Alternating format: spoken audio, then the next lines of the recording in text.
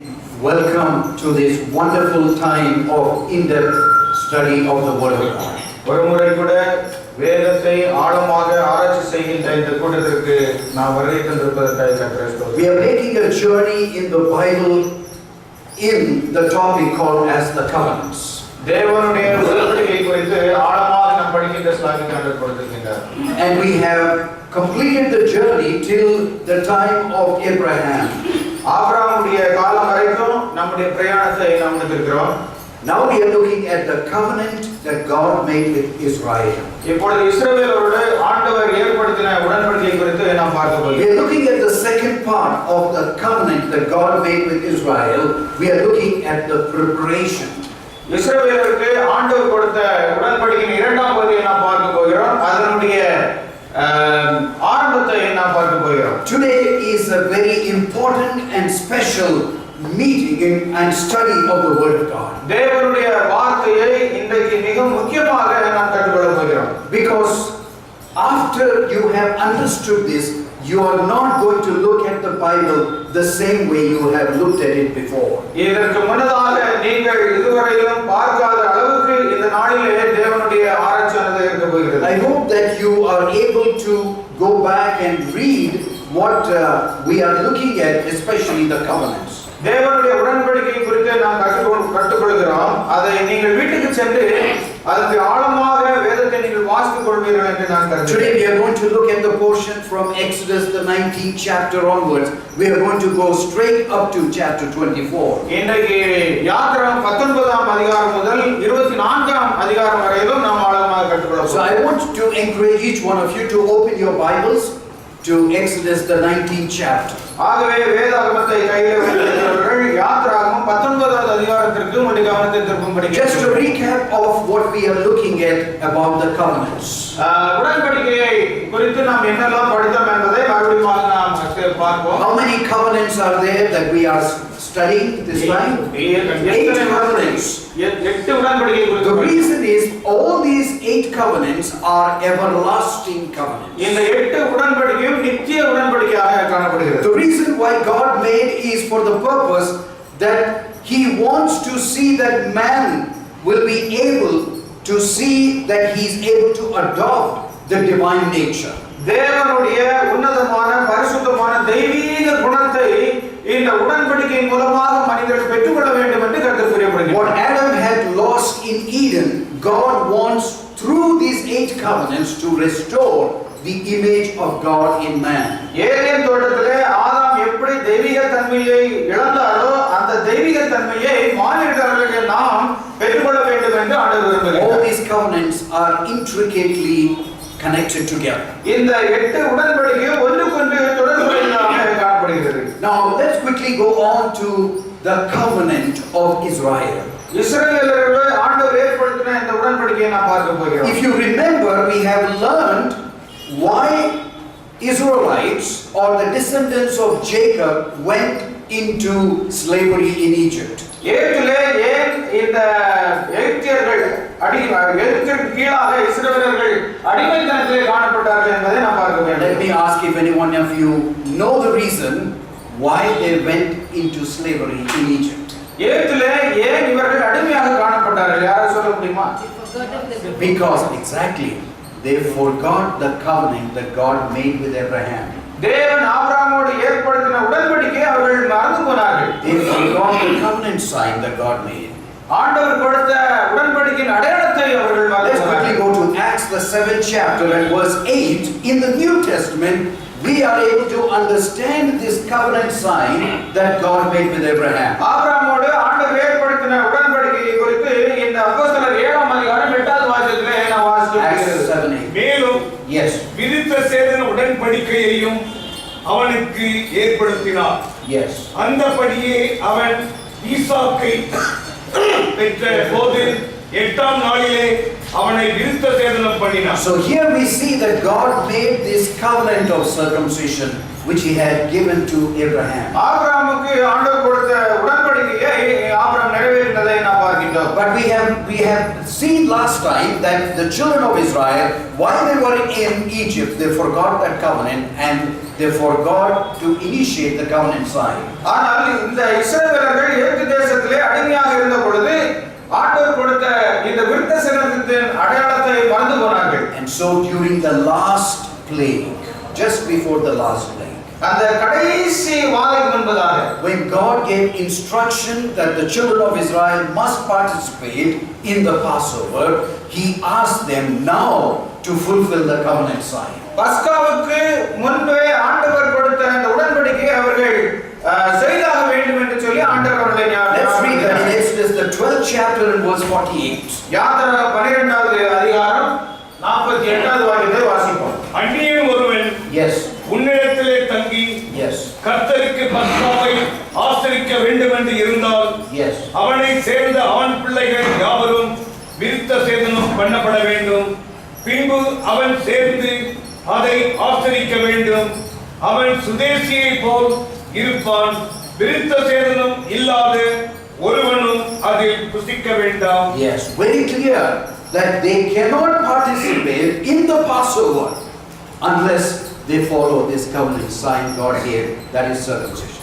ஆண்டவர் மிகவும் தெளிவாக இங்கே சொல்லியிருக்கின்ற காரியத்தை நாம் பார்க்கின்ற பொழுது விருத்த சேதனம் இல்லாத ஒருவன் இந்த பஸ்காவிலே ஆசரிக்க கூடாது என்று ஆண்டவர் தெளிவாக சொல்லியிருக்கிறார். Now let's read in Joshua the 5th chapter and verse 5 to tell us that just before they could now make their journey, they all had to obey what God had given to them. இங்கே யோசுவாவின் புத்தகம் 5வது அதிகாரத்தில் ஆண்டவர் சொல்கின்ற பொழுது யாத்திரைக்கு அவர்கள் செல்லும் முன்பதாக ஆண்டவர் சொன்ன காரியங்களை கண்டிப்பாக செய்ய வேண்டும் என்று ஆண்டவர் சொல்வதை நாம் பார்க்கிறோம். எகிப்திலிருந்து புறப்பட்ட எல்லா ஜனங்களும் விருத்த சேதனம் பண்ணப்பட்டிருந்தார்கள். அவர்கள் எகிப்திலிருந்து புறப்பட்ட பின்பு வழியில் வனாந்திரத்திலே பிறந்த சகல ஜனங்களும் விருத்த சேதனம் பண்ணப்படாதிருந்தார்கள்.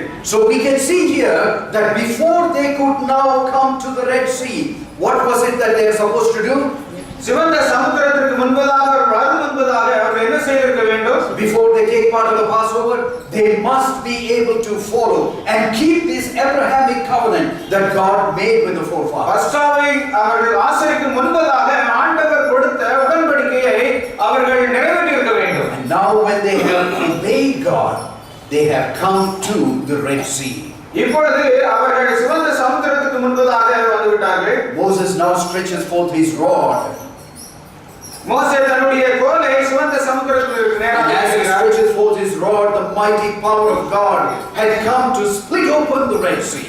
அவர் கோலை நீட்டிய மாத்திரத்தில் ஆண்டவருடைய வல்லமை மகிமை அந்த நதியை பிளந்தது என்று நாம் பார்க்கிறோம். You can see that the people were able to walk on the dry land.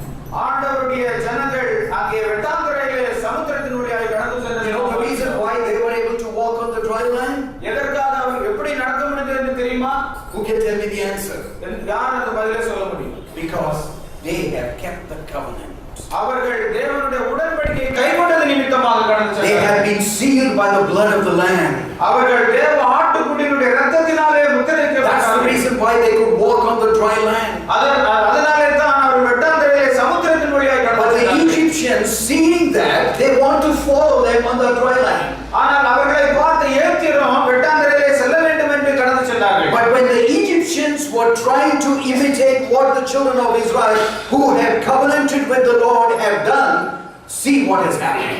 அங்கே இஸ்ரவேலர்கள் எப்படி வெட்டாந்தரையிலே கடந்து சென்றார்களோ அதை போலவே எகிப்தியர்களும் செய்ய முயற்சி செய்தார்கள். What had happened? என்ன நடந்தது? All got drowned. அவர்கள் எல்லாரும் தண்ணீரிலே மூழ்கி போனார்கள். That is what happens. We understand that when we are sealed with the covenant of God, He is the one that preserves us from all the elements that Satan might bring against us. ஆகவே தான் தேவனுடைய பிள்ளைகளாகி நீங்களும் நானும் தேவனுடைய உடன்படிக்கையின்படி முத்திரை போடப்படுகிற பொழுது தேவன் நம்மை எல்லாவற்றிலும் பாதுகாக்கின்றார். Let's now turn our Bibles to Exodus the 19th chapter and verse 1. இப்பொழுது யாத்திராகமம் 19ஆம் அதிகாரம் 1வது வாக்கியத்தில் நாம் After this wonderful experience that the children of Israel had, இஸ்ரவேல் ஜனங்கள் எப்படிப்பட்ட அருமையான ஒரு அனுபவத்தை பெற்றார்கள் என்பதை நாம் பார்க்கிறோம். let's read where they had come now. இஸ்ரவேல் புத்திரர் எகிப்து தேசத்திலிருந்து புறப்பட்ட 3ஆம் மாதம் 1ஆம் நாளிலே சீனாய் வனாந்தரத்திலே சேர்ந்தார்கள். Yes. They now have journeyed from Egypt. Now they have crossed the Red Sea and they are going to Sinai. இப்பொழுது இஸ்ரவேல் புத்திரர் எகிப்து தேசத்தை விட்டு புறப்பட்டு சீனாய் மலைக்கு கடந்து செல்ல வேண்டும் என்று வந்தார்கள். We had learned earlier about the Pentecost. During that time we have understood how after the Passover they came during the time of Pentecost to Mount Sinai. ஏற்கனவே நாம் பார்த்தோம் இந்த பஸ்காவிற்கு பிறகு அவர்கள் பெந்தேகோஸ்துக்கு எப்படி கடந்து வந்தார்கள் என்பதை நாம் பார்க்கிறோம். You can see in this map of how they were residing here. They had to come over and make their journey, cross the Red Sea, and this is Mount Sinai. So after 3 months they make their journey to Mount Sinai, which is in Arabia. அரேபியாவில் காணப்படுகிற சீனாய் மலையிலே அவர்கள் எப்படி கோசேனிலிருந்து நதி வழியாக கடந்து வந்தார்கள் என்பதை அங்கே நாம் பார்த்தோம். And so they come here near the mountains and make their camp near Mount Sinai. அங்கே சீனாய் மலையின் பக்கத்திலே அவர்கள் வந்து தங்களுடைய கூடாரங்களை அமைத்தார்கள். God had made a special promise to Moses, and let's read that in Exodus the 6th chapter and verse 4. மோசேயோடு ஆண்டவர் ஏற்படுத்தின வாக்குறுதியை ஆதியாகமம் 6வது அதிகாரத்திலே நாம் பார்க்கிறோம். Exodus the 6th chapter and verse 4. 6வது அதிகாரம் 4வது வாக்கியம். அவர்கள் பரதேசிகளாய் தங்கின தேசமாகிய கானான் தேசத்தை அவர்களுக்கு கொடுப்பேன் என்று நான் அவர்களோடு என் உடன்படிக்கையையும் ஏற்படுத்தியிருக்கின்றேன். So in the covenant of Abraham we had seen 3 things. What are the 3 things? ஆபிரகாமுடைய உடன்படிக்கையிலே 3 காரியங்களை நாம் பார்த்தோம். எதெல்லாம்? One is the land, the seed, and the blessing. சந்ததி, ஆசீர்வாதம். And here we can see here God is promising to fulfill the first part of the covenant, the land. இங்கே ஆண்டவர் அவர் கொடுத்த வாக்குறுதியை அந்த முதலாம் வாக்குறுதியை நிறைவேற்றுவதற்கு காத்திருந்தார். So the first thing has to be fulfilled is the land part of it. ஆகவே ஆண்டவர் கொடுத்த வாக்குத்தத்தம் அந்த நிலம். It is only when the land part of it is fulfilled, then the seed part of it will be fulfilled. அந்த நிலத்தை ஆண்டவர் உறுதி செய்ததற்கு பிறகு ஆண்டவர் அந்த சந்ததியை குறித்து நிறைவேற்ற வல்லவர். And that will be followed with the blessing. பிறகு ஆண்டவர் அவர்களை ஆசீர்வதிக்க காத்திருந்தார். Let's see the plan of God that God had for the children of Israel. தேவனுடைய பிள்ளைகளாகிய இஸ்ரவேலர்களுக்கு ஆண்டவர் வைத்திருந்த திட்டங்களை இங்கே நாம் பார்க்கிறோம். Exodus the 19th chapter and verse 5. 19ஆம் அதிகாரம் 5வது வாக்கியத்தை Tonight we are going to look at some amazing things from this chapter, and I want you to follow with me as we are going to go through this chapter 19 of இந்த 19ஆம் அதிகாரத்தில் ஆண்டவர் ஒரு விசேஷித்த காரியத்தை நமக்காக வைத்திருக்கிறார். அதை உன்னிப்பாக கவனிக்க வேண்டும் என்று விரும்புகிறேன். Exodus the 19th chapter and verse 5. 19ஆம் அதிகாரம் 5வது வாக்கியம். இப்பொழுது நீங்கள் என் வாக்கை உள்ளபடி கேட்டு என் உடன்படிக்கையை கைக்கொள்வீர்களானால் சகல ஜனங்களிலும் நீங்களே எனக்கு சொந்த சம்பத்தாயிருப்பீர்கள். பூமியெல்லாம் என்னுடையது. Verse 6 also. நீங்கள் எனக்கு ஆசாரிய ராஜ்யமும் பரிசுத்த ஜாதியுமாய் இருப்பீர்கள் என்று நீ இஸ்ரவேல் புத்திரரோடு சொல்ல வேண்டிய வார்த்தைகள் என்றார். God's plan according to this is that he wants to make them what? A kingdom. தேவனுடைய திட்டம் அவர்களுக்கு வைக்கப்பட்ட திட்டம் என்னவென்று சொன்னால் அவர்களுக்கு ஒரு ராஜ்யத்தை கொடுக்க வேண்டும். It's not an ordinary kingdom, it's a kingdom of the priests. அது ஒரு சாதாரணமான ராஜ்யம் அல்ல, அது ராஜரீக ஒரு ராஜ்யமாக. By virtue that they are the kingdom of priests, God expected them to be a holy nation. ஆண்டவர் அவர்களுக்கு ஒரு ஆசாரிய ராஜ்யத்தையும் அவர் பரிசுத்த ஜாதியையும் ஆண்டவர் தேர்ந்தெடுத்தார். In order for them to be a peculiar treasure and a kingdom of priests and a holy nation, what should happen? ஆண்டவர் இந்த ஜனங்களை ஒரு பரிசுத்த கூட்டமாக ஆசாரிய கூட்டமாக ஜாதியாக ஆண்டவர் ஏற்படுத்த வல்லவராய். What should happen in order for them to become that kingdom? அந்த ராஜ்யம் வர வேண்டும் என்று சொன்னால் அது அமைக்க வேண்டும் என்று சொன்னால் என்ன செய்ய வேண்டும்? According to this text, இந்த வாக்கியத்தின் மூலமாக என்ன செய்திருக்க வேண்டும்? what did God say? ஆண்டவர் என்ன சொல்லுகிறார்? If you will obey my voice and be able to keep my covenant, then you can be that special people. நீங்கள் என் வாக்கை உள்ளபடி கேட்டு என்னுடைய கற்பனைகளை கைக்கொள்வீர்களானால் நீங்கள் ராஜரீக கூட்டமாய் இருப்பீர்கள் என்று சொல்கிறார். God's plan was not that they will be another nation. ஆண்டவர் அவர்களை பார்த்து இன்னொரு ஜாதியா இருப்பீர்கள் என்று சொல்கிறார். What is God's plan for them? அவர்களுக்காக ஆண்டவர் வைத்திருந்த திட்டம் என்ன? That they should be above all the people of this earth. பூமியில் உள்ள சகல ஜனங்களுக்கு மேலாய் நீங்கள் Can you imagine the plan that God had for Israel? தேவன் இஸ்ரவேலர்களுக்காக வைத்திருந்த திட்டத்தை நீங்கள் யோசித்து பார்க்க முடியுமா? To be a nation nation above every other nation. Amen to that. எல்லா தேசத்துக்கும் மேலான ஒரு ராஜரீக The reason is God's plan has not changed for you and me today. Amen to that. தேவனுடைய திட்டம் ஒருபோதும் நம்முடைய வாழ்க்கையில மாறப் போவதில்லை. He wants us to be above all the people of the earth because He is our God. Amen. பூமியில் உள்ள சகல ஜாதிகளுக்கு மேலான ஒரு ஜாதியை ஆண்டவர் நம்மை வைக்க விரும்புகின்றார். ஏனென்றால் அவர் நம்முடைய தேவனாய் இருக்கிறார். In order to be a kingdom, there are 4 ingredients to be a kingdom. ஒரு நல்ல ஜாதியாக காணப்பட வேண்டும் என்று சொன்னால் அதற்கு 4 மிக முக்கியமான சிறப்பு. What are the 4 ingredients? அது 4 சிறப்பு அம்சங்கள் என்ன? Number 1, ஒன்று the land. நிலம். What's the next one? இரண்டாவது You need to have people. அது ஜனங்கள் இருக்க வேண்டும். What's the third one? மூன்றாவது They need to have laws, அது சட்டங்கள் இருக்க வேண்டும். or we call it as the constitution. அல்லது அவர்களுக்கு Constitution or the laws. சட்ட பிரமாணங்கள் இருக்க வேண்டும். And with all these things, who's above all that? இதற்கு மேலாக யார் இருக்க வேண்டும்? You need to have a ruler, அதற்கு ஒரு ராஜா வேண்டும். a king. ஒரு ராஜா. God has promised this land to be given to them. ஆண்டவருடைய திட்டம் இந்த தேசத்தை இந்த ஜனங்களுக்கு கொடுப்பது. Now, among these 4 ingredients, what are the ingredients that were already there for the children of Israel? இந்த 4 மூல பொருட்களிலும் ஏற்கனவே ஆண்டவர் எதை கொடுத்திருந்தார்? What is already there?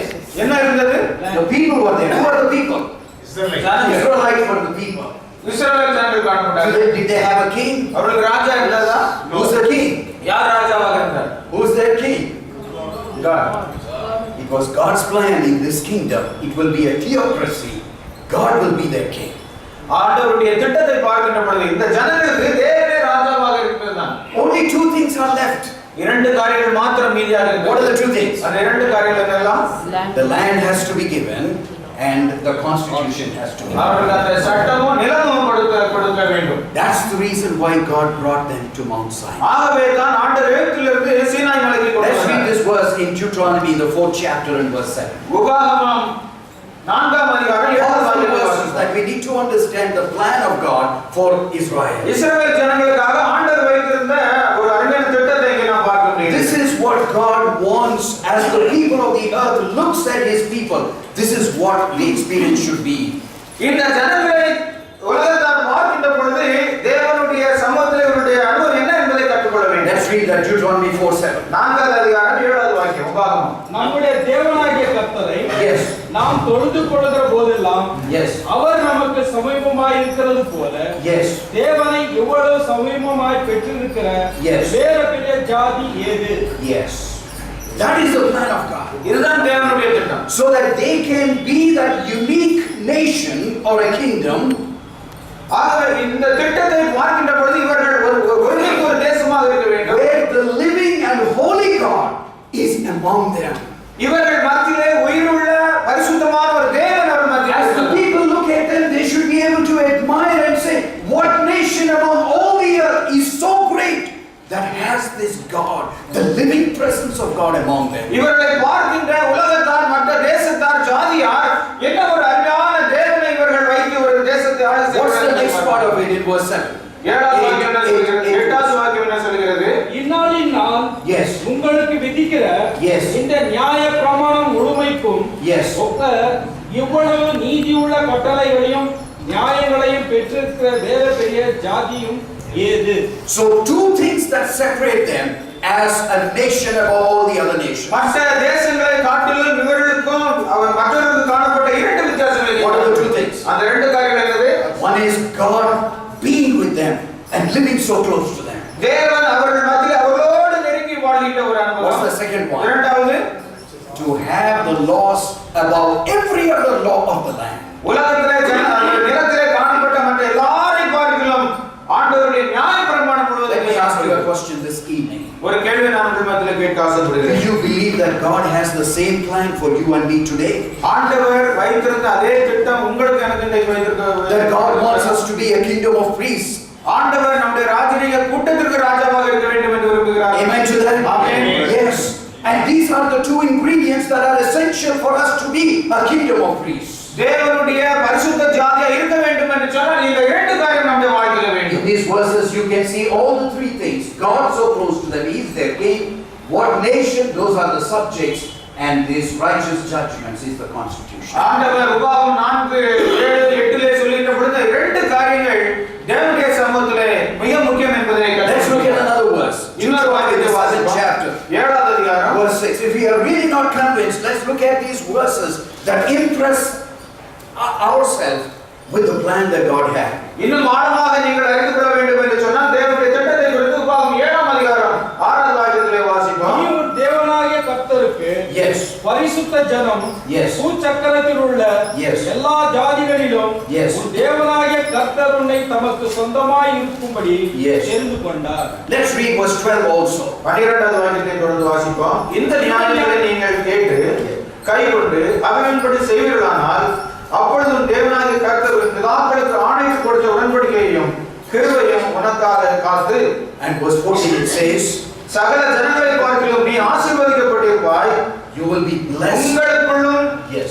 உங்கள் மிருக ஜீவன்களுக்குள்ளும் ஆணிலாகிலும் பெண்ணிலாகிலும் மலடியாக இருப்பதில்லை. You will be blessed above all the nations of this earth. எல்லா ஜாதிகளையும் காட்டிலும் நீ ஆசீர்வாதமாய் And again, it depends upon the condition. If you are going to hearken, keep and do the judgments, then you will be those special people and blessed above all the people of the earth. நீ தேவனுடைய நியாயப்பிரமாணத்தை கேட்டு அதன்படி நடப்பாய் என்று சொன்னால் உலகத்தில் காணப்படுகிற சகல ஜாதிகளிலும் ஆசீர்வாதமாய் Let me ask you a இருப்பாய். question. How many of us want to be blessed above all the people of the earth? எத்தனை பேர் இந்த உலகத்தில் மற்ற எல்லாரையும் பார்த்து Amen to ஆசீர்வாதமாய் வாழ that. வேண்டும்? The formula is right there itself. ஆமென் சொல்லலாமா? Amen. Let's read another one in Psalms 135 verse 4. 135ஆம் சங்கீதத்திற்கு கடந்து செல்வோம். Psalms 135 verse 4, talking about how to be that peculiar people. கர்த்தர் யாக்கோபை தமக்காகவும் Yes. இஸ்ரவேலரை தமக்கு சொந்தமாகவும் தெரிந்து கொண்டார். Yes. He wanted them to be those peculiar people unto himself. ஆண்டவர் அந்த விசேஷித்த பிள்ளைகளை தனக்காக தெரிந்து கொண்டார். Exodus 6:7 we had already seen. God says that then I will take you to me as a people and I will be to you as a God. அப்பொழுது ஆண்டவர் சொல்லும் பொழுது நான் உங்களை என்னிடத்தில் தெரிந்து கொண்டு நான் உங்கள் தேவனாய் இருப்பேன். So if you are going to summarize the promises of God, இங்கே தேவனுடைய வாக்குத்தத்தங்களை நாம் சுருக்கமாக you பார்க்கிறோம். can look at 4 P's. Letter P. 4 P என்று சொல்கிற One வார்த்தையை is நாம் protection. முதலாவது பாதுகாவல், You'll have peace. ஆண்டவருடைய சமாதானம், You'll have prosperity ஆண்டவருடைய ஆசீர்வாதம், and property. ஆண்டவருடைய பொருட்கள். And this is what God has promised through all these things. இந்த தேவனுடைய பிரமாணத்தை கடைபிடிக்கின்ற இந்த 4 காரியங்களை But in order for them to be that special people, what is it that they needed? தேவனுடைய விசேஷித்த பிள்ளைகளாக இருக்க வேண்டும் என்று சொன்னால் என்னெல்லாம் வேண்டும்? God had to give them those laws. இந்த ஆண்டவருடைய பிரமாணத்தை அவர்களுக்கு கொடுக்க The வேண்டும். covenant he had to make with Israel. தேவனுடைய பிள்ளைகளோடு ஒப்பந்தம் செய்ய வேண்டும். Come with me now to Exodus the 19th chapter. யாத்திரை 19ஆம் அதிகாரத்துக்கு கடந்து We are வருவோம். going to go step by step படிப்படியாக நீங்கள் நான் கடந்து செல்ல of போகிறோம். how God had delivered his covenant. தேவன் எப்படி தன்னுடைய நியாயப்பிரமாணத்தை உடன்படிக்கையை தம்முடைய ஜனங்களுக்கு எப்படி கொடுத்தார் என்பதை பார்ப்போம். And we are going to look at how God instructed Moses before he could give the covenant to Moses and Israel. இஸ்ரவேல் ஜனங்களுக்கு ஆண்டவர் மோசே மூலமாக இந்த நியாயப்பிரமாணத்தை கொடுக்கும் முன்பதாக என்ன காரியத்தை சொன்னார் என்பதை நாம் பார்ப்போம். I want you to follow with me carefully as we are going to look at these steps that are given here. இங்கே கொடுக்கப்பட்ட ஒவ்வொரு படிப்படியாக நாம் கடந்து செல்வதை உன்னிப்பாக கவனிக்க வேண்டும் என்று Let's விரும்புகிறேன். read that in Exodus the 19th chapter and verse 3. 19ஆம் அதிகாரம் 3வது வாக்கியத்தை நாம் வாசிப்போம். மோசே தேவனிடத்திற்கு ஏறி போனான். Yes. கர்த்தர் மலையிலிருந்து அவனை கூப்பிட்டு, Yes. நீ யாக்கோபு வம்சத்தாருக்கு சொல்லவும் Yes. இஸ்ரவேல் புத்திரருக்கு அறிவிக்க வேண்டியது என்னவென்றால், Yes. So God now calls, as the people have assembled in front of Mount Sinai, இங்கே சீனாய் மலையை சுற்றிலும் தேவனுடைய பிள்ளைகள் சுற்றி and கூடியிருந்தார்கள். they have pitched their tents. அவர்கள் அந்த மலையை சுற்றிலும் கூடாரத்தை God is போட்டிருந்தார்கள். making a special preparation in order to give a covenant for his people. தேவனுடைய பிள்ளைகளுக்கு உடன்படிக்கை கொடுக்கும் முன்பதாக அவர்களை விசேஷித்த ஒரு பரிசுத்தத்திற்குள்ளாய் கொண்டு வந்தார். Now God calls Moses on top of the mountain, இப்பொழுது மோசேயை மலைக்கு மேலாக ஆண்டவர் அழைத்தார். and God begins to speak to him. இப்பொழுது தேவன் மோசேயோடு பேசினார். How old was Moses at this point of time? மோசே இப்பொழுது எத்தனை வயதாக இருந்தது? Yes, he was 80 plus. 80 வயதுக்கு மேலாக And காணப்படுகிறார். so it says here, Exodus 19:3, Moses now goes up to the mountain. இப்பொழுது ஆண்டவர் மோசே மலைக்கு மேலாக I want you to count with me how many times Moses is going up and coming down. நீங்கள் மோசே எத்தனை முறை மேலாக மலைக்கு கீழே வருகிறார் என்பதை நீங்கள் Let's read Exodus the 19th chapter and verse 8. 19ஆம் அதிகாரம் 8வது வசனத்தை நாம் வாசிப்போம். அதற்கு ஜனங்கள் எல்லாரும் ஏகமாய் கர்த்தர் சொன்னவைகளெல்லாம் செய்வோம் என்று பிரதித்திரம் சொன்னார்கள். So now God instructs Moses, I'm going to make these people a special people. ஆண்டவர் மோசேயை பார்த்து சொன்னார், இந்த ஜனங்களை ஒரு விசேஷித்த ஜனமாய் நான் மாற்றப் If போகிறேன். they're going to obey my covenant, என்னுடைய பிரமாணத்தை கடைபிடித்தால் அவர்கள் I want you to go and tell these people. இந்த காரியத்தை நீ ஜனங்களிடத்தில் போய் சொல்லு என்றார். And so Moses comes down ஆகவே மோசே கீழே இறங்கி and வருகிறார். tells the people what God has communicated to Moses. தேவன் மோசேயிடத்தில் சொன்ன காரியங்களை ஜனங்களிடத்தில் Now சொன்னார். let's read verse 9. 9வது வாக்கியத்தை கவனிப்போம். அப்பொழுது கர்த்தர் மோசேயை நோக்கி, நான் உன்னோட பேசும்போது ஜனங்கள் கேட்டு உன்னை என்றைக்கு விசுவாசிக்கும்படி நான் கார்மேகத்தில் உன்னிடத்தில் வருவேன் என்றார். ஜனங்கள் சொன்ன வார்த்தைகளை மோசே கர்த்தருக்கு சொன்னார். Yes, after that you can see, I think is it in verse 10? பின்னர் கர்த்தர் மோசேயை நோக்கி, Yes. நீ ஜனங்களிடத்தில் போய் Yes. இன்றைக்கும் நாளைக்கு அவர்களை பரிசுத்தப்படுத்து. Yeah, before that you can see that probably in verse 8. அதற்கு ஜனங்கள் எல்லாரும் ஏகமாய் கர்த்தர் சொன்னவைகளெல்லாம் செய்வோம் என்று பிரதித்திரம் சொன்னார்கள். Yes. ஜனங்கள் சொன்ன வார்த்தைகளை மோசே கர்த்தருக்கு Yes. தெரிவித்தான். Now what has happened after they have agreed? What did Moses do? மோசே இப்பொழுது என்ன செய்தார்? He had to go back to God and tell them that the people have agreed. இப்போ மோசே சொன்ன வார்த்தைகளை ஜனங்கள் கேட்டார்கள், அதை செய்வோம் என்று சொன்னார்கள்.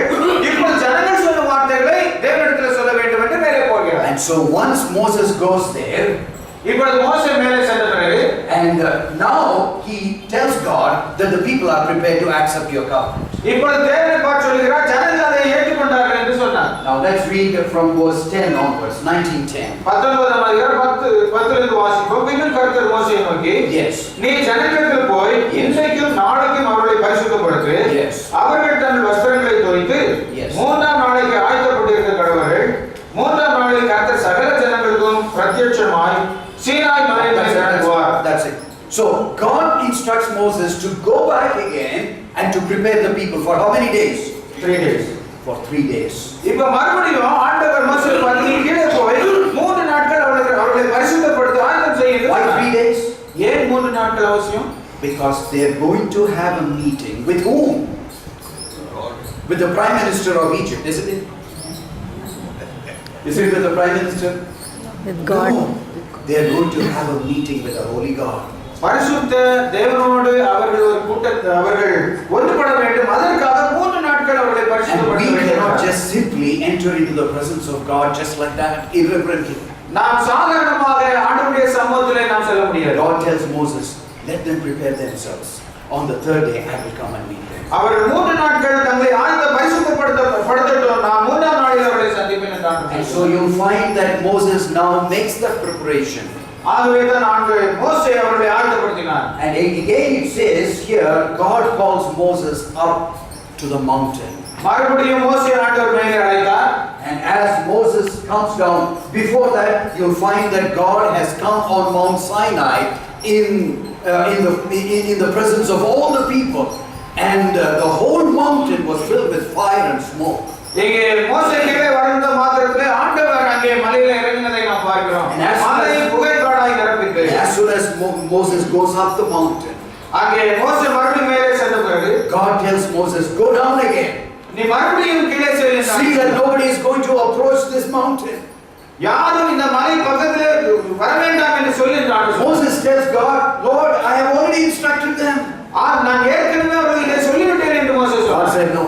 Go back. இல்ல மறுபடியும் நீ போ. Go down and see that nobody is going to come near the mountain. அந்த மலை பக்கத்திலே யாரும் வர வேண்டாம் என்று நீ மறுபடியும் எச்சரி என்று ஆண்டவர் சொன்னார். So he goes down again in verse 19, 21 and 22. 19, 20, 21 நாம் அதை வாசிக்கிறோம். As Moses goes down and sees that nobody is going to come and touch the mountain, அந்த மலை யாரும் தொட வேண்டாம் என்று சொல்லி அவர்களை கடுமையாக எச்சரிக்கின்றார் ஆண்டவர். in such awesome display, அது ஒரு பயங்கரமான காட்சியாக காணப்பட்டது. God now comes and begins to speak the 10 commandments. ஆண்டவர் மறுபடியும் மலையில இறங்கி அந்த 10 பிரமாணங்களை ஆண்டவர் சொல்லுகிறார். And so the people hear the words of God. தேவனுடைய வார்த்தையை ஜனங்கள் கேட்டார்கள். And Moses ascends up again. மறுபடியும் மோசே மேலே ஆண்டவருடைய பிரசன்னத்திலே கடந்து சென்றார். And so you can see the perseverance of this man.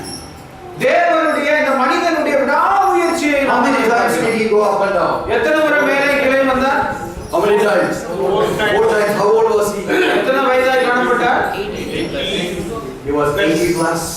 சேர்ந்து வாசிப்போம். What God had spoken from Mount Sinai. Sinai மலையிலிருந்து ஆண்டவர் பேசின இந்த வார்த்தைகளை நாம் If we கேட்கிறோம். are all ready, we will begin from verse 3 onwards. மூன்றாவது வாக்கியத்திலிருந்து நாம் அதை ஆரம்பிக்கிறோம். Whatever Bible you have, நீங்கள் எப்படிப்பட்ட வேதத்தை I want you வைத்திருக்கிறீர்கள்? to read and we will collectively read it together. நாம் எல்லாரும் சேர்ந்து வாசிக்க வேண்டும் என்று How many of us are ready? We are all ready to எல்லாரும் read ரெடியா it. இருக்கிறீங்களா? These are the precious words. Okay, let's begin. தேவனுடைய பரிசுத்தமான வார்த்தைகளை Let's பார்க்கிறோம். read from verse 3 onwards. மூன்றாவது வாக்கியத்திலிருந்து என்ன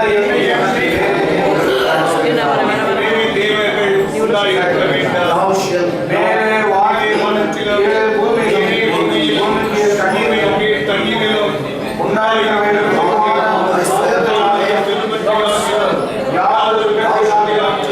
நீ உனக்கு உண்டாக வேண்டாம். நீ அவைகளை அனுசரிக்க வேண்டாம். தேவனாகிய கர்த்தராகிய நான் தேவனாகிய என்னை பயப்படுகிறவர்களுக்கு எல்லாருடைய அக்கிரமங்களை தேடுகிறேன். மூன்றாம் ஆண்டில் தலைவர்களை விசாரிக்கிறவராயிருக்கிறேன். என் கற்பனைகளை கைக்கொள்ளும் 1000 தலைமுறைகளுக்கு இரண்டு சொல்லுவராயிருக்கிறேன். என் தேவனாகிய கர்த்தருடைய நாமத்தை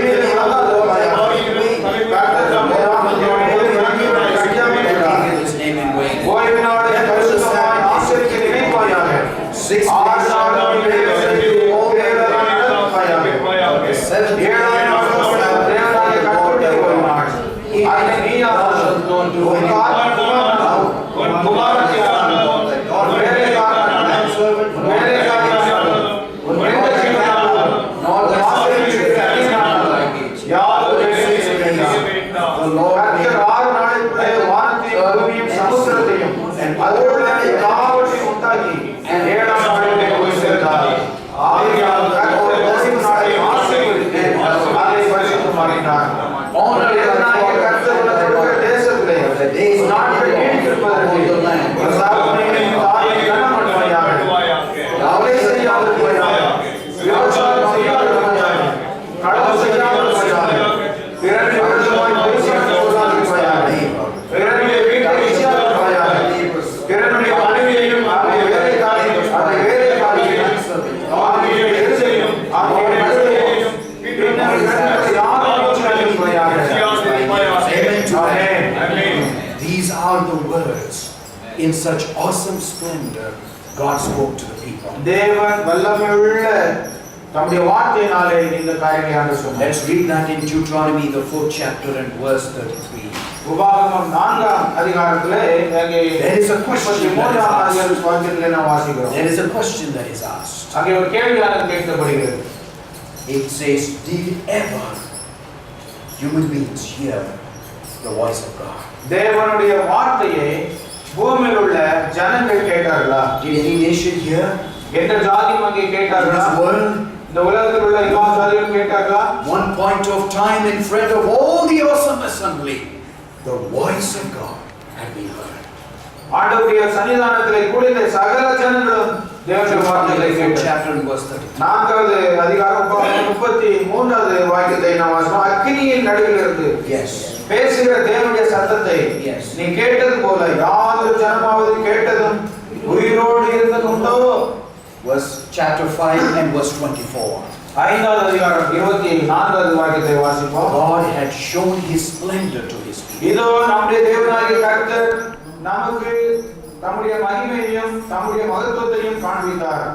அக்கினி நடுவில் இருந்து உண்டான அவருடைய சத்தத்தையும் கேட்டோம். தேவன் மனுஷனோட பேசியதையும் அவர் உயிரோடு இருக்கிறதை இந்நாளிலே கண்டோம். We have never seen such awesome display. இப்படிப்பட்ட சத்தத்தை ஒருபோது நாம் கேட்டது கிடையாது. It says Mount Sinai was on fire. Sinai மலை புகைக்காடாய் காணப்பட்டது. Exodus the 3rd chapter verse 12. யாத்திராகமம் 3ஆம் This is அதிகாரம் where 12வது Moses could bring the people to Mount Sinai. This is before Moses could bring the people to Mount Sinai. Sinai மலைக்கு அவர் ஜனங்களை கொண்டு வரும் என்பதாக This is what God told Moses. இதைத்தான் மோசேயை பார்த்து ஆண்டவர் சொன்னார். யாத்திரை 3ஆம் அதிகாரம் 12வது வாக்கியம். Yes. மோசேக்கு அவர், நான் உன்னோட இருப்பேன், நீ ஜனத்தை எகிப்திலிருந்து அழைத்து வந்த பின்பு Yes. நீங்கள் இந்த மலையில் தேவனுக்கு ஆராதனை செய்வீர்கள், நான் உன்னை அனுப்பினேன் என்பதற்கு இதுவே அடையாளம் என்றார். Where did God appear to Moses? மோசேக்கு ஆண்டவர் எங்கே In பிரசன்னமானார்? that burning bush. Where? Which place? அது எந்த இடம்? It's in Sinai. சீனாய் இடம். And சீனாய் now இடம். God is saying that you are going to bring the people back to this place and worship me. ஆண்டவர் மோசேயை பார்த்தார், இதே இடத்திற்கு என்னுடைய ஜனத்தை நீ அழைத்து கொண்டு வந்து எனக்கு ஆராதனை செய்வாய். That had been fulfilled in Exodus the 20th chapter. அந்த ஆண்டவர் சொன்ன வாக்குறுதி இங்கே நிறைவேறியது. Come with me to Arabia. Come with me to Arabia. அரேபியாவுக்கு என்னோடு நீங்கள் வர வேண்டும். Let's have a look at that mountain from where God spoke. ஆண்டவர் எந்த மலையிலிருந்து பேசினார் என்பதை இங்கே நாம் பார்க்க You போகிறோம். can see the top of the mountain. ஆண்டவர் இந்த மலை உச்சியை நீங்கள் பார்க்க முடிகிறது. How does it look? அது எப்படி காணப்படுகிறது?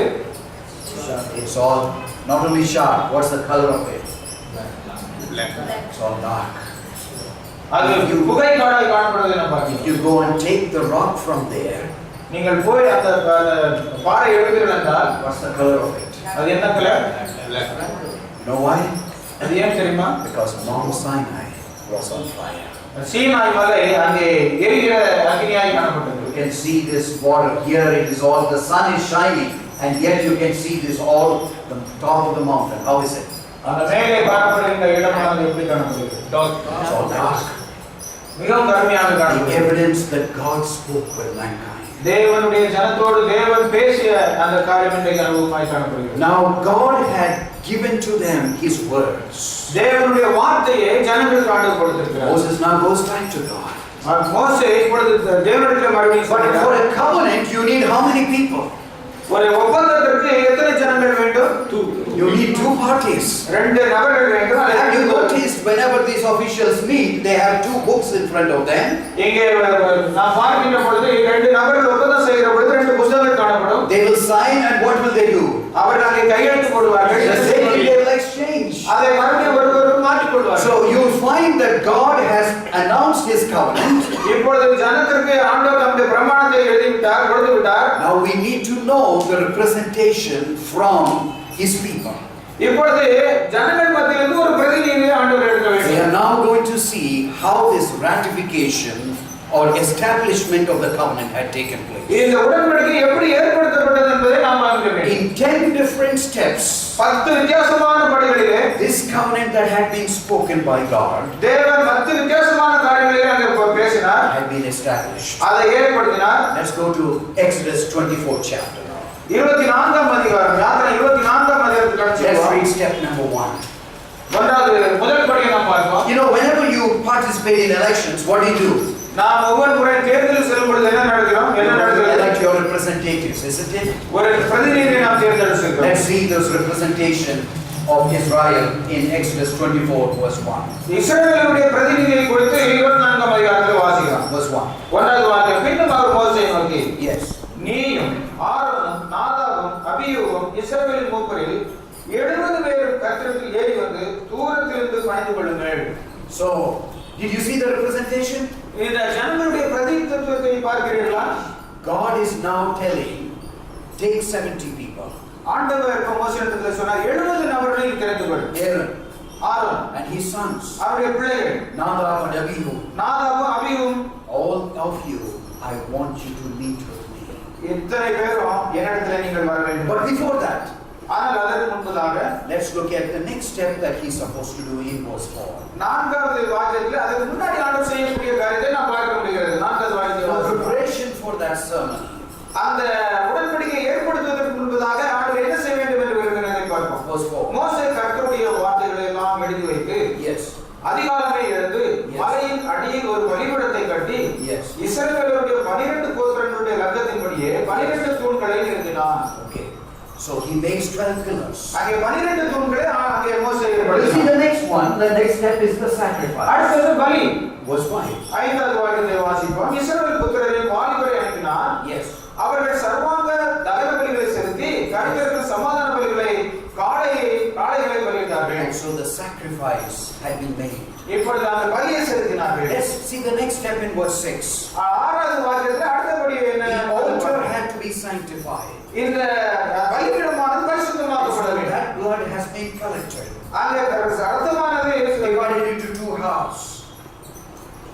Divided into two halves. ரெண்டு கூட்டமாக பிரிக்க வேண்டும். And one half of the blood had been poured upon the altar. அந்த ஒரு பகுதியான காணப்படுகிற ரத்தமானது அந்த பலிபீடத்தில் தெளிக்கப்பட வேண்டும். ஆறாவது வாக்கியம், அப்பொழுது மோசே அந்த ரத்தத்தில் பாதி எடுத்து பாத்திரங்களில் வார்த்து பாதி ரத்தத்தை பலிபீடத்தின் மேல் தெளித்து. Now the next step. இப்போ இதற்கு அடுத்தபடியை பார்ப்போம். 7. ஏழாவது வாக்கியம், உடன்படிக்கையின் புஸ்தகத்தை எடுத்து ஜனங்களின் காது கேட்க வாசித்தான். அவர்கள் கர்த்தர் சொன்னபடியெல்லாம் செய்து கீழ்ப்படுத்து நடப்போம் என்றார்கள். So Moses now begins to read the covenant once again before the people. இப்பொழுது மறுபடியும் ஆண்டவரோடு ஏற்படுத்தக்கூடிய அந்த ஒப்பந்தத்தை ஜனங்கள் கேட்க வாசித்தான். What is the response? அவர்கள் என்ன சொன்னார்கள்? All that the Lord had said we will do. கர்த்தர் சொன்ன எல்லாவற்றையும் நாங்கள் செய்வோம், கீழ்ப்படிவோம் That என்றார்கள். is the commitment of the people. அதை அவர்கள் செய்த ஒரு உடன்படிக்கையை பார்க்கிறோம். Let's now go to the next one in verse 8. எட்டாவது வாக்கியத்திலே அடுத்தது என்னபடி என்பதை பார்க்கிறோம். அப்பொழுது மோசே ரத்தத்தை எடுத்து Yes. ஜனங்களின் மேல் தெளித்து, Yes. இந்த வார்த்தைகள் யாவை குறித்து கர்த்தர் உங்களுடைய பண்ணின உடன்படிக்கை ரத்தம் இதுவே என்றான். Now he takes the remaining half of that blood and sprinkles it upon the people. மீதமுள்ள பாதி ரத்தத்தை எடுத்து ஜனங்கள் மேல் அவன் அதை தெளிக்கிறது The பார்க்கிறோம். next one we will find it in Hebrews the 9th chapter and verse 9. அடுத்த ஒப்பந்தத்தை அடுத்தபடியை குறித்து பார்க்கின்ற பொழுது எபிரேயர் 9ஆம் அதிகாரத்தில் கடந்து செல்வோம். Hebrews the 9th chapter and verse 19. The next step. After he had sprinkled it upon the people, he now sprinkles it upon the book, the covenant which God had given. ஜனங்கள் மேல் தெளித்ததற்கு பிறகு அங்கே அந்த புஸ்தகத்தின் மேல் அதை தெளித்ததை நாம் பார்க்கிறோம். Hebrews the 9th chapter and verse 19. எபிரேயர் 9ஆம் அதிகாரம் 19வது வாக்கியத்தை இங்கே நாம் பார்க்க முடிகிறது. எப்படியெனில் மோசே நியாயப்பிரமாணத்தின்படி சகல ஜனங்களுக்கும் எல்லா கட்டளைகளையும் சொன்ன பின்பு Yes. இளம் காளை வெள்ளாட்டுக்கடா இவைகளின் ரத்தத்தை தண்ணீரோடும் சிவப்பான ஆட்டுமயிரோடும் ஈசோப்போடு கூட எடுத்து புஸ்தகத்தின் மேலும் ஜனங்கள் மேலும் தெளித்து. And you see here now in the New Testament what had happened, how the covenant has been established, is now written in the book of Hebrews. அங்கே பழைய ஏற்பாட்டிலே ஆண்டவருடைய பிரமாணம் எப்படி ஒப்பந்தம் செய்யப்பட்டது என்பதை எபிரேயர் புத்தகத்தில் எழுதியிருப்பதை பார்க்கிறோம். Now once this has taken place, இது ஏற்படுத்தப்பட்ட பின்பு verse 9. 9வது வாக்கியம் Hebrew No, we go back to Exodus 24 verse 9. யாத்திராகமம் 24ஆம் அதிகாரம் 9வது வாக்கியத்துக்கு செல்வோம். பின்பு மோசேயும் ஆரோனும் நாதாபும் அபீருவும் இஸ்ரவேலருடைய மூப்பர் 70 பேரும் ஏறி போய் Yes. Go ahead. இஸ்ரவேலின் தேவனை தரிசித்தார்கள். அவருடைய பாதத்தின் கீழே நீல கல்லிழைத்த வேலைக்கு ஒப்பாகவும் தெளிந்த வானத்தின் பிரபைக்கு ஒப்பாகவும் இருந்தது. Once this has been established, the 70 representatives now ascend to Mount Sinai. இந்த ஒப்பந்தம் ஏற்படுத்தப்பட்ட பிறகு 70 பேர் மலைக்கு ஏறி சென்றார்கள். So you can see this is what goes on here and in the bottom at the foot of the mountain. இந்த மலைக்கு என்ன நடந்தது என்பதை இங்கே நாம் பார்க்க முடிகிறது. And all of them now ascend to Mount Sinai. இப்ப எல்லாரும் மலைக்கு மேலே ஏறி சென்றார்கள். To meet God face to face. தேவனை முகமுகமாய் பார்க்கத்தக்கதாய் Let's நடந்தது. recollect it once again, all these 10 steps that have taken place. இந்த 10 காரியங்கள் எப்படியெல்லாம் நடைபெற்றது என்பதை Moses at the foot of the mountain tells them that God is asking for representation of 70 people. இங்கே இஸ்ரவேல் ஜனங்களை பார்த்து ஆண்டவர் 70 பேர் தெரிந்து கொள்ள வேண்டும் என்று விரும்புகிறார் என்பதை மோசே சொன்னார். Early in the morning, Moses now prepares an altar at the base of the mountain. அதிகாலமே அங்கே எழுந்து அங்கே மலையின் கீழாக ஒரு பரிசுத்த அவர் பலிபீடத்தை It says ஏற்படுத்தினார். he wrote it in the morning and now he begins to speak to them. அதை புத்தகத்திலே எழுதி அவர்களோடு பேசினார். He makes these 12 stones, 12 தூண்களை அங்கே ஏற்படுத்தினார். so that this represents the 12 tribes of Israel. அது 12 கோத்திரத்தை குறித்ததாக காணப்பட்டது. And so he makes this preparation and makes this altar ready at the foot of the mountain. அங்கே மலையின் அடிவாரத்திலே அந்த பரிசுத்த பலிபீடத்தை அவர் ஆயத்தப்படுத்தி காணப்பட்டார். And then he begins to speak to all these people. இப்பொழுது ஜனங்கள் எல்லாரிடத்திலும் பேசினார். And he offers this sacrifice and collects the blood in these basins. அந்த பலிபீடத்திலே பலியை செலுத்தி அந்த இரத்தத்தை சேகரித்தார். This is the peace offering that has been made there. என்கிற சமாதான பலியை அங்கே ஏற்படுத்தினார். And now he begins to ratify this covenant that has been made. ஆண்டவரோடு ஏற்படுத்தப்படுகின்ற அந்த ஒப்பந்தத்தை அங்கே செய்தார். He builds an altar. I want you to come now to Mount Sinai. அங்கே ஆண்டவருடைய சமூகத்திலே அந்த பலிபீடத்திலே அந்த that you see there. அங்கே காணப்படுகின்ற The evidence உண்மையான படத்தை நீங்கள் of what had பாருங்கள். happened. அங்கே என்ன நடந்தது என்கிற உண்மையான காரியத்தை Can you பாருங்கள். see this trench that has been made? அங்கே ஒரு குழி இருக்கிறதை You பார்க்கிறீர்களா? can see this altar that is made here. அங்கே பலிபீடம் அங்கே காணப்படுகிறது. This is where the bullocks have been brought. அங்கே காளைகள் அங்கே கொண்டு வரப்பட்டது. And these sacrifices have been made by Moses. அங்கே மோசேயினால் அந்த பலி செலுத்தப்பட்டது. And you can see as you go, can you see all this at the foot of this mountain? இந்த மலையின் கீழே காணப்படுகிறது எல்லாம் அங்கே நடைபெறும். Why would anyone in this place try to dig these trenches? அது ஏன் யாரும் அங்கே கீழே அது ஆராய்ச்சி செய்ய முடியவில்லை. Today it speaks to us of what God had done. தேவன் செய்த காரியங்கள் அங்கே இன்னும் பேசிக் கொண்டிருப்பதை பார்க்க முடிகிறது. Can you see these pillars are still existing today? இன்றைக்கும் அந்த தூண்கள் அங்கே You காணப்படுகிறது. remember when the children of Israel were slaves, what were they doing? இஸ்ரவேல் ஜனங்கள் அடிமைகளாக இருந்த பொழுது என்ன செய்தார்கள்? What were they doing? என்ன செய்து கொண்டிருந்தார்கள்? They were building these buildings, isn't it? அவர் கூடாரங்களை கட்டிடங்களை செய்து They கொண்டிருந்தார்கள். knew how to make these pillars. அவர்கள் இந்த தூண்களை எப்படி செய்ய முடியும் என்பதை That கற்றுக்கொண்டார்கள். morning, probably each tribe had chiseled out these pillars that stand even today. அந்த காலையிலே சீனாய் மலையின் கீழே அந்த 12 கோத்திரத்தாரும் ஒவ்வொரு தூண்களை அவர்கள் செய்து கொண்டிருந்தார்கள். Once that has been done, the sacrifices have been made. அதெல்லாம் செய்து முடித்த பிறகு அந்த பலி செலுத்தப்பட்டது. Once the sacrifice is finished, he takes half the blood and pours it and sanctifies the altar. அந்த பலி செலுத்திய பிறகு அந்த இரத்தத்தை எடுத்து அந்த பலிபீடத்தை அவர் சுத்திகரித்தார். And then he reads this covenant once again in the hearing of the people. மறுபடியும் ஜனங்கள் கேட்க அந்த பிரமாணத்தை வாசித்தார். And right after that, the people agree and say, all that the Lord had said we will do. தேவன் சொன்ன எல்லாவற்றையும் நாங்கள் கீழ்ப்படிவோம் என்று சொன்னார்கள். They have agreed that they are going to follow God. தேவனை நாங்கள் பின்பற்றுவோம் என்று ஒப்புக்கொண்டார்கள். They had committed themselves to obey God. தங்களை எப்படியாவது ஆண்டவருடைய சமூகத்தில் ஒப்புக்கொடுத்து கீழ்ப்படிய வேண்டும் என்று தங்களை காட்டினார்கள். Now he takes the blood இப்பொழுது மீதி இருக்கிற இரத்தத்தை and எடுத்தார். sprinkles on this covenant, the book that had been written, அவர் எழுதிய அந்த புத்தகத்தின் மேலே அந்த இரத்தத்தை to தெளித்தார். seal the covenant between two people. தேவனோடு ஜனங்களோடு ஏற்படுத்தப்பட்ட அந்த ஒப்பந்தத்தை நிறைவு செய்தார். And he takes the remaining blood and sprinkles on the people. மீதமுள்ள இரத்தத்தை எடுத்து ஜனங்கள் மேல் அவர் தெளித்தார். From where did this blood had come? இந்த இரத்தம் எங்கிருந்து வந்தது? The blood, it has been, the covenant had been sealed by blood. தேவனுடைய பிரமாணம் இரத்தத்தினால் முத்திரிக்கப்பட்டிருக்கிறது. Hebrews 9:22 says all things have to be sealed with the blood. எபிரேயர் 9ஆம் அதிகாரம் 22வது வாக்கியத்தை நாம் வாசிக்கின்ற பொழுது ஆண்டவர் சொல்கிறார். The reason is life is in the blood. காரணம் என்னவென்று சொன்னால் நம்முடைய இரத்தத்தில் ஜீவன் இருக்கிறது. When we make this covenant decision, we are saying that if I don't obey, may my life be removed just like the life of that animal that had been taken. தேவனுடைய சமூகத்திலே நான் கீழ்ப்படிவேன் என்று ஒப்பந்தம் செய்கிற பொழுது ஆண்டவருக்கு கீழ்ப்படிகிறோம் என்று நாம் ஒப்பந்தம் செய்கிறோம். Once the covenant had been sealed, அந்த நியாயப்பிரமாணம் அந்த ஒப்பந்தம் நிறைவேறிய பொழுது Moses along with 70 elders, மோசேயும் 70 மூப்பர்களும் they now ascend to Mount of Sinai. Sinai மலையிலே ஏறி சென்றார்கள். And there we can see that they were able to see God face to face. இப்பொழுது ஜனங்கள் இந்த 70 பேரும் Let's read that in verse 9 once again, 9 and 10. Exodus, the 24th chapter, verse பின்பு 9. மோசேவும் Yes, ஆரோனும் yes, நாதாபும் yes, அபியூவும் Yes. இஸ்ரவேலுடைய மூப்பரில் 70 பேரும் ஏறி போய் yes, இஸ்ரவேலின் தேவனை தரிசித்தார்கள். yes. அவருடைய பாதத்தின் கீழே நீல கல்லிழைத்த வேலைக்கு ஒப்பாகவும் தெளிந்த வாளத்தின் பிரபைக்கு ஒப்பாகவும் இருந்தது.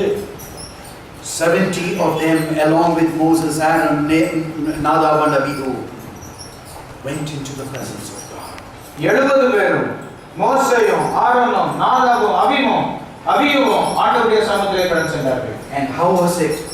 The presence of God at his feet. தேவனுடைய பிரசன்னம் அவருடைய பாதத்தின் கீழ் எப்படி இருந்தது? It's like a sapphire stone. அது நீல கலர் ரத்தினத்தை போல காணப்பட்டது. No, sapphire is a blue, the blue color. அது அந்த சஃபைர் சொல்லப்படுகிற நீல கலரிலே It காணப்பட்டது. represents the covenant, the law of God.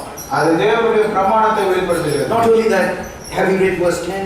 10வது வாக்கியத்தை வாசிப்போம். இஸ்ரவேலின் தேவனை தரிசித்தார்கள். அவருடைய பாதத்தின் கீழே நீல கல்லிழைத்த வேலைக்கு ஒப்பாகவும் Yes. தெளிந்த வானத்தின் பிரபைக்கு ஒப்பாகவும் இருந்தது. So it is like the sky. We have learned about the color blue, isn't it? ஏற்கனவே அதை குறித்து நாம் படித்திருந்தோம். And so the same color is represented to show the law of God. அதே வர்ணத்திலே தேவனுடைய பிரமாணம். What else had taken place in verse 11? 11வது வாக்கியத்திலே வேறு என்னெல்லாம் காணப்பட்டது? அவர் இஸ்ரவேல் புத்திரருடைய அதிபதிகளின் மேல் தம்முடைய கையை நீட்டவில்லை. அவர்கள் தேவனை தரிசித்து பின்பு புசித்து முடித்தார்கள். What happened to the 70 people? அந்த 70 பேர் என்ன செய்தார்கள்?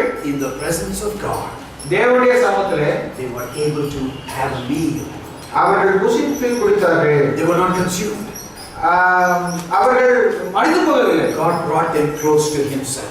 ஆண்டவருடைய சமூகத்தில் அவர்களை ரொம்ப நெருங்கி You கொண்டார். know the reason why? ஏன் தெரியுமா? Because this is the first cabinet meeting with God. Amen. தேவனோடு ஏற்படுத்தின முதல் கூட்டமாக காணப்பட்டது. This is no ordinary chief minister's cabinet. இது ஒரு முதல் மந்திரியுடைய கூட்டம் அல்ல. No ordinary prime minister's cabinet meeting. முதல் மந்திரியுடைய கூட்டம் அல்ல. It is a cabinet of the Almighty God, the El Shaddai. தேவனுடைய வல்லமையான நாமத்திற்கு ஆண்டவருடைய சமூகத்திலே 70 of the representatives from Israel, இஸ்ரவேலர் மத்தியிலே 70 நபர்கள், the finest of the people, அவர்களுடைய எல்லா were பிரதிநிதிகளும் brought into the very presence of God. They could see him face to face. ஆண்டவருடைய சமூகத்திலே 70 பேரும் ஆண்டவரை நேரடியாக Oh, I want you to have this vision in front of you. இன்றைக்கு என்ன உங்களை நான் முகமாய் பார்க்க வேண்டும். This is the type of God that we worship. இப்படிப்பட்ட தேவனை தான் He wants to come close to us and have this meeting with us. ஆண்டவர் நம்மோடு நெருங்கி வந்து நம்மோடு நம்மை பார்க்க Not once in a வேண்டும். while, அது அவ்வப்பொழுதல்ல, but always. எப்பொழுதும் ஆண்டவர் நம்மை பார்க்க வேண்டும். God wants to meet with us. நம்மை எப்பொழுதும் சந்திக்க வேண்டும் என்று He விரும்புகிறார். wants to seal that covenant relationship with us. நம்முடைய உடன்படிக்கையின் பிரமாணத்தை உறுதி செய்ய வேண்டும் என்று ஆண்டவர். What a privilege of mankind. ஆண்டவர் மானிடர்களுக்கு கொடுத்த எத்தனை பெரிய See the ஸ்லாக்கியம். living God. ஆண்டவர் உண்மையான தேவனை ஆராதிக்கின்ற ஒரு ஸ்லாக்கியம், பார்க்கக்கூடிய ஸ்லாக்கியம். Now let's read in Exodus the 24th chapter verse 12. 24ஆம் அதிகாரம் 12 13 வாசிப்போம். அப்பொழுது கர்த்தர் மோசேயை நோக்கி, நீ மலையின் மேல் என்னிடத்தில் ஏறி வந்து அங்கே இரு. Yes. நான் உனக்கு கற்பனைகளையும் நீ அவர்களுக்கு உபதேசிப்பதற்கு நான் எழுதின நியாய பிரமாணத்தை கற்பனைகளையும் கொடுப்பேன் என்றார். Now God tells Moses, now you come up. இப்போ நீ மேலே வா என்று ஆண்டவர் சொல்கிறார். We have finished the cabinet meeting. நம்முடைய கூட்டம் முடிந்து விட்டது. We are going to have a separate meeting where I'm going to give you the evidence of the covenant. நாம் இருவருக்கும் இடையிலே தனியான ஒரு கூட்டம் இருக்கிறது. ஆகவே அதற்கான காரியங்களை நான் கொடுக்கிறேன் என்று ஆண்டவர் சொன்னார். Moses now instructs the 70 people to wait on him.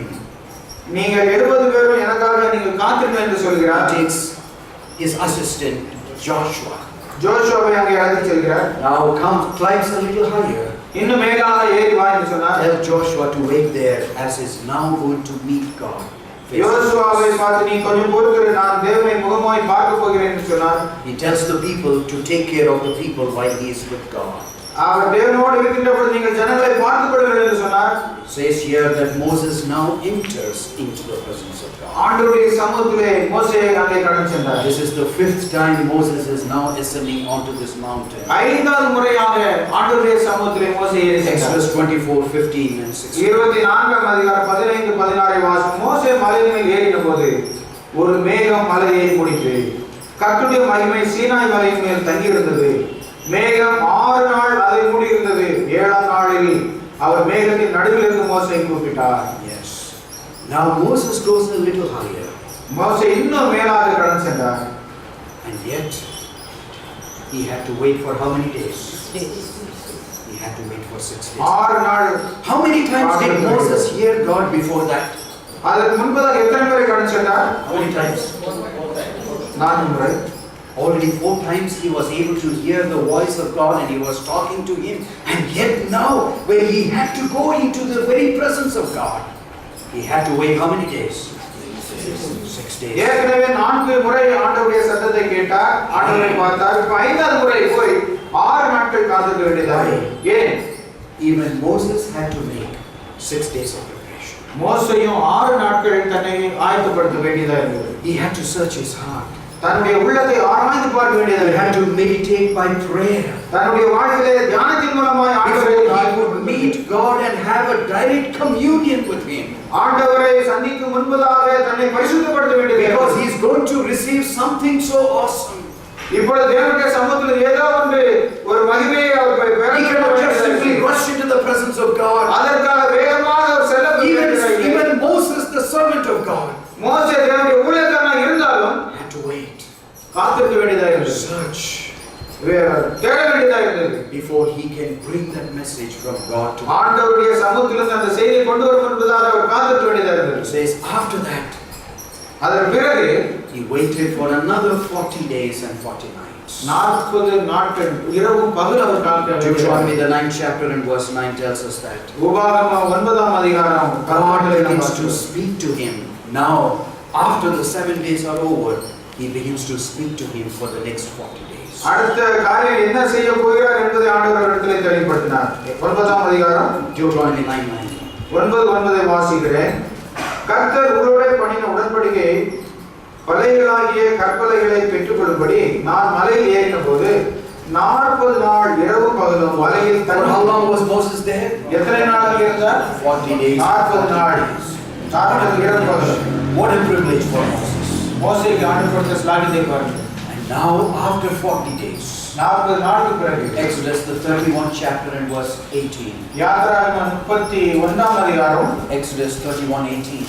18ஆம் அதிகார வாக்கியத்தை நாம் வாசிப்போம். We can see that God now gives something very special. இன்னொரு முக்கியமான காரியத்தை கொடுப்பதை நாம் பார்க்கிறோம். சீனாய் மலையில் அவர் மோசேயோடு பேசி முடிந்த பின் Yes. தேவனுடைய விரலினால் எழுதப்பட்ட Yes. கற்பலகைகளாகிய சாட்சியின் 2 பலகைகளை அவரிடத்திலே கொடுத்தார். The evidence of the covenant written with the finger of God. தேவனுடைய பிரமாணத்தை உறுதி After செய்யத்தக்கதாக speaking to Moses for 40 days and nights, 40 நாட்கள் இரவு பகல் மோசேயோடு பேசின பின்பு he hands it over. அதை மோசேயிடத்திலே கையிலே அவர் கரத்தினால் எழுதி கொடுத்தார். In fact, the Torah tells us, even the Bible also tells us that it was on the 7th day that God was able to give that. தேவனுடைய பிரமாணம் ஆண்டவருடைய இந்த பிரமாணம் என்ன சொல்கிறேன்னு சொன்னால் அந்த 7வது நாளிலே ஆண்டவருடைய பலகைகளை கொடுத்தார். Deuteronomy the 9th chapter verse 10, it is written with the finger of God. வேதம் சொல்கிறது தேவனுடைய விரலினாலே அதை எழுதினார். His own handiwork. அவருடைய சொந்த கைவிரலினால் எழுதினார். On the tablets of stone. அதை கற்பலகைகளில் எழுதினார். Let's read that in verse 11. 11வது வாக்கியத்தை நாம் வாசிப்போம். அபிஷேக தைலத்தையும் Deuteronomy 9:11. இரவும் பகலும் Yes. 40 நாள் முடிந்து Yes. கர்த்தர் எனக்கு அந்த உடன்படிக்கை 2 கற்பலகையும் Yes. கொடுத்தது. Read that once again. It is called as அந்த இரவும் பகலும் உடன்படிக்கை 40 நாள் முடிந்து Yes. கர்த்தர் எனக்கு அந்த உடன்படிக்கையின் 2 கற்பலகையும் Yes. கொடுத்தது. It is called as the tablets of the covenant. These 10 commandments are called as இந்த கற்பனைகள் 2 கற்பனைகளாக காணப்படுகிறது. read that once again. 11th verse. Yes. இரவும் பகலும் Yes. 40 நாள் முடிந்து கர்த்தர் எனக்கு அந்த உடன்படிக்கை Yes. அந்த உடன்படிக்கையின் 2 கற்பனைகளை கொடுக்கிற போது These tablets are called as tablets of the covenant. இந்த இரண்டும் தேவனுடைய உடன்படிக்கையின் கற்பனைகளாக It காணப்படுகிறது. was written in stone. அதை தேவன் கல்லிலே எழுதினார். Why did God write in stone? ஏன் அதை கல்லிலே ஆண்டவர் எழுதினார்? You know, whenever you go on the road, நீங்கள் சாலையிலே கடந்து செல்லும் பொழுது you are looking for something. What is that? அங்கே ஏதோ ஒரு காரியத்தை நீங்கள் பார்க்கிறீர்கள். On the side of the road, you will call it as milestone. Why is it stone? ஏன் அது கல் என்று நான் பார்க்கிறேன்? கல்லாக காணப்படுகிறது. The reason is it's going to last forever. அது எப்பொழுதும் அங்கே நிரந்தரமாய் காணப்படும். It's not a plastic thing. அது plastic It's not a wooden thing. அது மரப்பலகை அல்ல. There you can see the signs that you are reaching to this place and it will be written in stone. நீங்கள் செல்லக்கூடிய பாதையை அது தெளிவாக உங்களுக்கு காட்டும். God had written it stone அதை கற்பலகைகளில் ஆண்டவர் எழுதினார். to know that this is his covenant. தேவனுடைய உடன்படிக்கை நியாயப்பிரமாணம் என்பதை ஆண்டவர் வெளிப்படுத்தினார். And it says here Exodus 32:15, and Moses now comes down with this covenant. அங்கே யாத்திராகமத்திலே நாம் வாசிக்கிற பொழுது 2 கற்பனைகளோடு மோசே கீழே இறங்கி வந்தார். These 2 tablets of the covenant. ஆண்டவருடைய உடன்படிக்கையை 2 பலகைகளாக சுமந்து வந்தார். Exodus 32:16. யாத்திராகமம் 32ஆம் அதிகாரம் 14 Exodus வசனங்கள் 32:16. 32:16. அந்த பலகைகள் Yes. தேவனால் செய்யப்பட்டதாயும் Yes. அவைகளில் பதித்த எழுத்து தேவனால் எழுதப்பட்ட எழுத்துமாய் இருந்தது. Yes. Who made that? அது யார் செய்தது? Who made that? யார் God செய்தது? made it. Who wrote it on that? யார் எழுதினது? It is God. தேவன். He now hands it over to through Moses. அதை ஆண்டவர் செய்து எழுதி You know, when you were small, have you ever wondered, as you look into the handwriting of your teacher, did you ever admire those beautiful handwriting? நீங்கள் சிறு பிள்ளையாக இருக்கின்ற பொழுது உங்களுடைய ஆசிரியர் எழுதுகின்ற பொழுது அது எவ்வளவு அழகாக இருக்கிறது என்று சொல்லி நினைத்திருக்கிறீர்களா? Imagine looking at the writing of God தேவனுடைய வார்த்தைகளை நீங்கள் பார்க்கின்ற on the tablets of stone. கற்பலகைகளிலே நீங்கள் பார்க்கின்ற பொழுது. Let's read that in Nehemiah, the 9th chapter and verse 13. நெகேமியா 9ஆம் அதிகாரம் மென்மையாகப்படுகிறது. God can impress ஆண்டவர் தம்முடைய முத்திரையை தருகின்றார். His laws. ஆண்டவருடைய பிரமாணத்தை பதிக்கின்றார். There was an old aunt who was dying. ஒரு வயதான ஒரு அம்மாங்க She didn't have anyone. அவர்களுக்கு யாரும் இல்லை. So she called this boy. ஒரு பையனை அழைத்தார்கள். And she had written a will of all what she possessed. அவங்களுடைய விருப்பத்தை அவர் கடிதத்தில் எழுதினார்கள். He said, young man, வாலிபனே, you know, I'm writing this will in your name. உன்னுடைய பெயரிலே என்னுடைய விருப்பங்கள் என்னுடைய எல்லாவற்றையும் After all the funeral services and all the expenses and any debts that are there. ஒருவேளை கடன் இருக்கும் என்று சொன்னால் என்னுடைய funeral service எல்லாவற்றுக்கும் பிறகு I'm writing in this will that this Bible along with whatever is left is yours. இந்த வேதாகமம் வேற என்னெல்லாம் இருக்கிறது எல்லாம் உன்னுடையது என்று சொன்னார்கள். And so this lady passed away. இந்த அம்மா மரித்து போனார்கள். And so quickly he took whatever he had. அது என்னெல்லாம் இருந்தது எல்லாவற்றையும் எடுத்துக்கொண்டான். He tried to sell that. அதெல்லாம் விற்க ஆசைப்பட்டான். And he got little income. அதிலே சில வருமானத்தை பெற்றான். So that he conducted the funeral service and finished all that. அதை வைத்து அந்த அடக்காரதை எல்லாம் முடித்து செலவு செய்தான். She only had a small room. இப்பொழுது ஒரு சின்ன அறை இருந்தது. And so he tried to get that little money. It was not enough. அந்த பணத்தை சேகரிக்க ஆரம்பித்தான், பத்தவில்லை.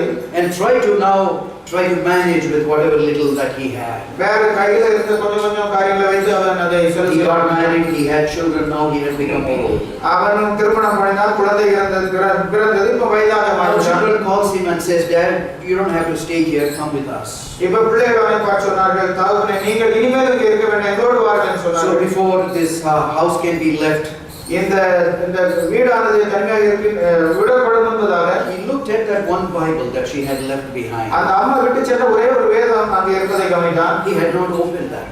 அதை அவன் திறக்க வேண்டும் என்று அவன் For ஆசைப்பட்டான். 30 long years. 30 வருடத்திற்கு பிறகு அதை தொட்டான். Now he decided that somehow he will open. Why did she leave this Bible with me? இப்போ ஏன் இந்த வேதத்தை அங்கே விட்டு சென்றார்கள் என்று யோசித்தான். And he opened the Bible. அதை அவன் திறந்தான். Page after page. ஒவ்வொரு பக்கமாக திருப்பினான். She left the currency. அங்கே ஒவ்வொரு பக்கத்துக்கு இடையிலே நோட்டை அங்கே பணத்தை வைத்திருந்தார்கள். For 30 long years. 30 வருஷம் He lived like a beggar. அவன் ஒரு பிச்சைக்காரனை போல Like a வாழ்ந்தான். poor man. ஒரு ஏழையாக வாழ்ந்தான். Didn't take time அதை அவன் எடுக்க நேரம் இல்லை. to open the Bible. வேதத்தை திறந்து பார்ப்பதற்கு நேரம் இல்லை. How often it is true with us. எப்படிப்பட்ட ஒரு சமயம் நம்முடைய வாழ்க்கையில் எத்தனை உண்மையாக God has kept the covenant here. ஆண்டவர் தம்முடைய பிரமாணத்தை உள்ளே He வைத்திருக்கிறார். wants us to be above all the people of the earth. உலகத்திலே காணப்படுகிற சகல ஜனங்கள் மேலான ஜனம் என்று ஆண்டவர் நம்மை We want to be a பார்க்கிறார். special people. உலகத்திலே நீங்கள் நான் Peculiar people.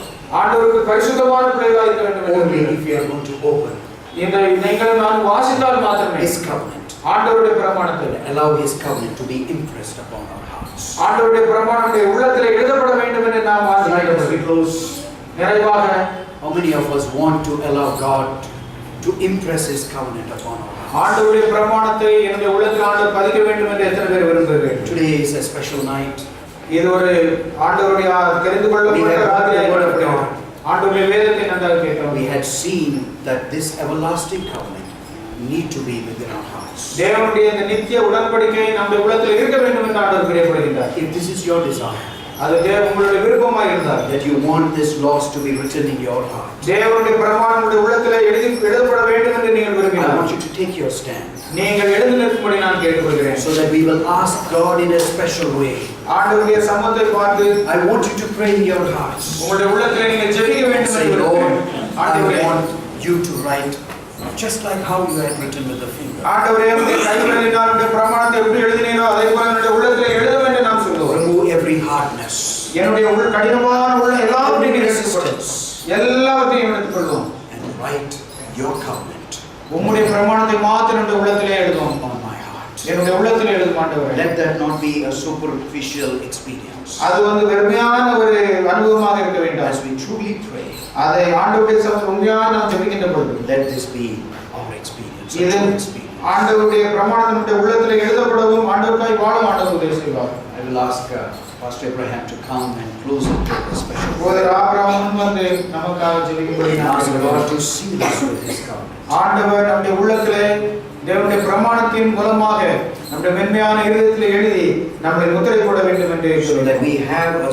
true spiritual experience அப்பொழுது ஒரு உண்மையான ஆவின் அனுபவத்தை நாம் பெற்றுக்கொள்வோம். to live for Him ஆண்டவருக்காக நாம் வாழ்வோம். all the days of our life. நம்முடைய வாழ்க்கை முழுவதும் ஆண்டவருக்காக வாழ்வோம்.